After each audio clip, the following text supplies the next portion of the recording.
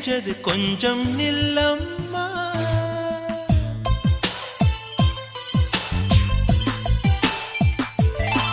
நான் வானவில்லையே பார்த்தேன், அதை காணவில்லையே வேட்டேன். ஒரு கோடி மின்னலை பார்வை ஜன்னலால் வீச சொல்லியா